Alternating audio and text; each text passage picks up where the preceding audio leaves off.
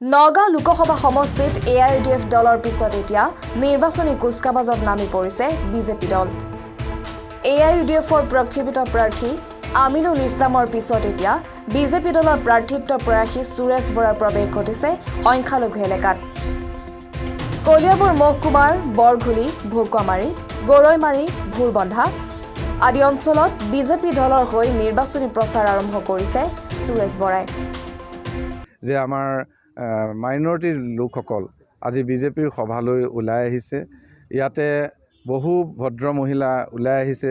আমাৰ জ্যেষ্ঠসকল, চাচাসকল বা আমাৰ ডেকা বন্ধুসকলো ওলাই আহিছে।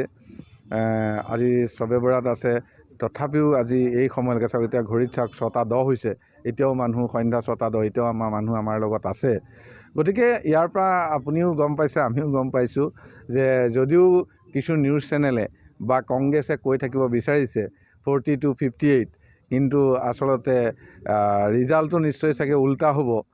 তেওঁলোকে যিটো ভাবিছে যে মাইনৰিটি লোক ভোটাৰ লিষ্টখনত বেছি আছে, গতিকে কংগ্ৰেছে ভাল ৰিজাল্ট হ'ব, আচলতে নহয়। কংগ্ৰেছে হ'ব দিম চাম কৰোঁতে মানুহ অতিষ্ঠ হৈছে। আৰু আমাৰ ভাৰতৰ প্ৰধানমন্ত্ৰী নৰেন্দ্ৰ মোদী ডাঙৰীয়াই ভাৰতবৰ্ষৰ ৰাইজৰ কাৰণে যিখিনি কাম কৰিছে, ধৰ্ম বৰ্ণ নিৰ্বিশেষে সবকা সাথ সবকা বিকাশ যি শ্লোগান লৈ প্ৰধানমন্ত্ৰীয়ে কাম কৰিছে, আৰু অসমৰ মুখ্যমন্ত্ৰী ডক্টৰ হিমন্ত বিশ্ব শৰ্মা ডাঙৰীয়াই সকলোকে লৈ কাম কৰা যিটো প্ৰয়াস কৰিছে, বিশেষকৈ মহিলাসকলৰ কাৰণে মুখ্যমন্ত্ৰীগৰাকীয়ে যিটো চিন্তা কৰিছে, মাইনৰিটি মাটি নথকা লোকসকলক যি 7 বিঘাকৈ মাটি দিয়াৰ কথা চিন্তা কৰিছে, মাতব্বৰিতা ভাঙি সাধাৰণ মানুহলৈ ক্ষমতা অনাৰ কথা যিটো মুখ্যমন্ত্ৰীয়ে ভাবিছে, এই কথাবিলাক লৈ মাইনৰিটি ৰাইজে খুব ভাল পাইছে। আৰু সকলোৱে তেখেতক সমৰ্থন কৰিবলৈ, মুখ্যমন্ত্ৰীগৰাকীক সমৰ্থন কৰিবলৈ ওলাই আহিছে।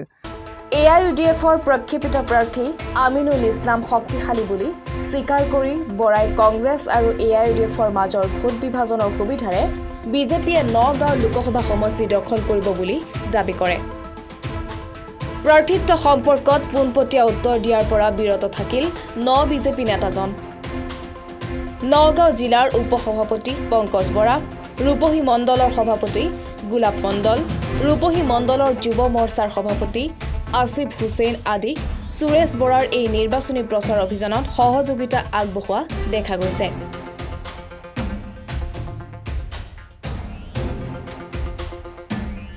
কলিয়াবৰৰ পৰা নেকিবুৰ ৰহমানৰ report, B24 Assam north east.